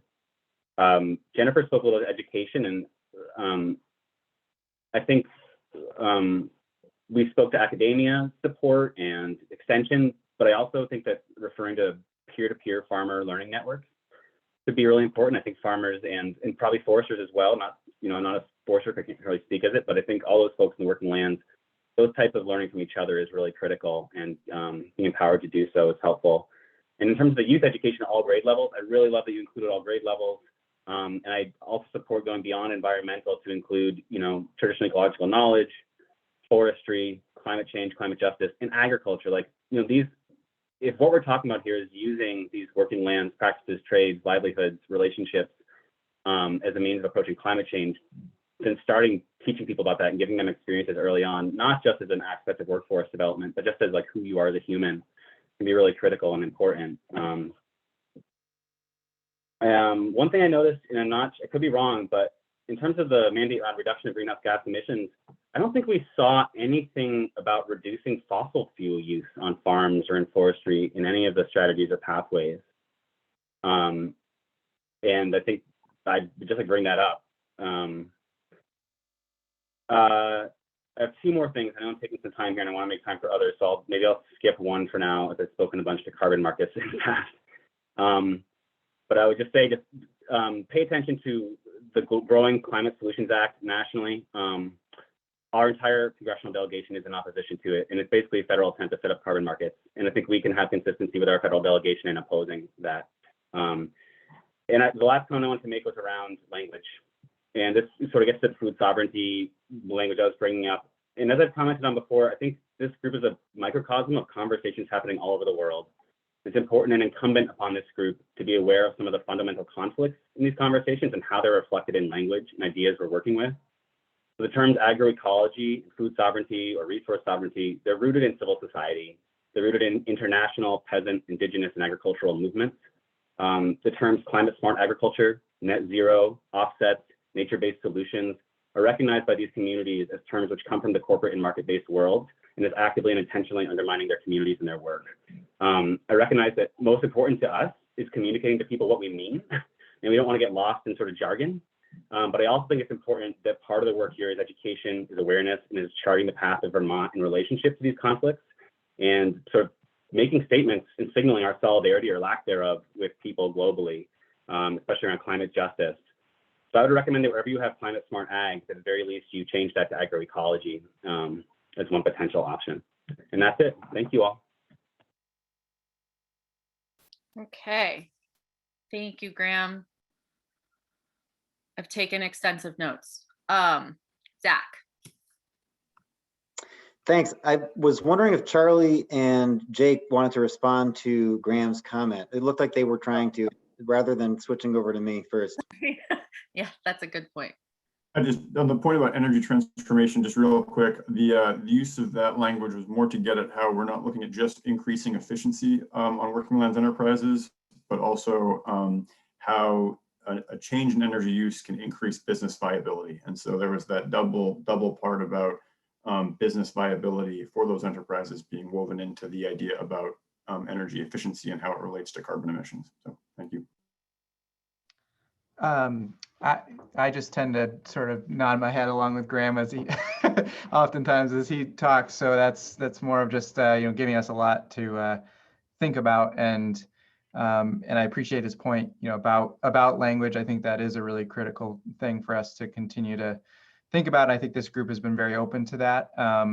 So, Graham, Graham, I think just sending along kind of the terms and their, the ones that may have other terminology that we should be considering would be helpful, just to kind of see where we can insert that, or where it makes sense to.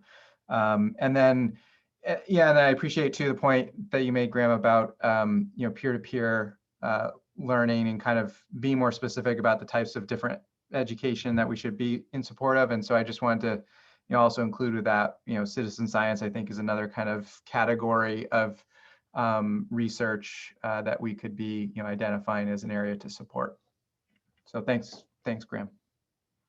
I'd like to say something to Graham as well about language. Some of the terms you mentioned are controversial on reservations and Native communities, but others are well received. So many will sit with their hand out and wait for the carbon check, and others are like definitely against it. So it's hard to find a common word for everybody, because just like any other cultural group, there's great differences in opinion as to how the word is used. But thanks for the comments, Graham. Okay, Zach? Okay, thanks. I know we're pushing up against the end of the meeting here, so I appreciate your time and patience and attention just for a few more seconds here. I also want to just join the others who have thanked you all for your good work up to this point.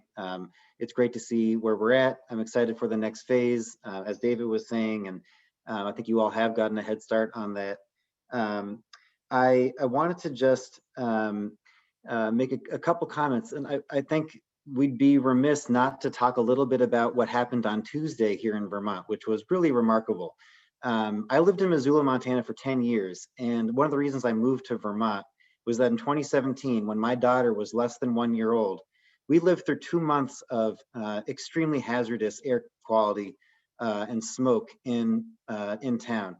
My house was unsafe. There was no safe place to go. And that was the place where my heart was. I left the place that I loved because I couldn't take the changing climate. And I'm terrified of our future, to be perfectly honest. And it hit me like a ton of bricks on Tuesday when we all, or many of us anyways, woke up to something that I thought honestly we would never see in the state of Vermont, which was air quality worse than it has actually been on many days this summer already, close to the fires out in the Western US. I'm pretty certain we're going to have more of those kinds of days in the future. And I think it's really important to take stock of this really, I think, kind of earth-shifting moment in history here. I think we set records for poor air quality. When we look back on this, we're going to discover that was a really monumental occasion. And I want to just put a real sharp point here on the fact that our forests here in the Northeast are remarkable. They are carbon sinks. There are very few other forests like what we have in Eastern North America. There are maybe only a couple others like them in Europe, in East Asia, but ours here are some of the greatest extent and the greatest possibility for increasing carbon storage globally. And that's why they've been highlighted as such by the papers that are the basis for the 30 by 30 efforts and others. So as you've moved to this next phase of thinking really critically about strategies and actions, I want you to keep last Tuesday in mind, because what we have here is special. And it's our duty through this climate action plan process to rise to the occasion and to take advantage of what makes this region so unique. So just want to leave you with that, and thank you again for your excellent work up until now. Thanks for the chance to comment. And this is, Zach Porter, by the way, just for the record, and Conservation Law Foundation. Thank you. Thank you, Zach. That's yes, that's something to put a pin in. Certainly, I had some similar thoughts on Tuesday when that air quality alert popped up on my phone, and thinking about the broad ramifications to what that means and where we're at. And I'm sure all of us are really grappling daily with all of those different factors and how they're beginning to impact all around us. I really want to thank everybody. I know that we've been in a crunch and a push, and this is summer and we're coming out of a pandemic. And I just, again, want to openly acknowledge, the time and energy and thought and perspective all of you have brought to this process, and my deep gratitude for all of that. And happy weekend.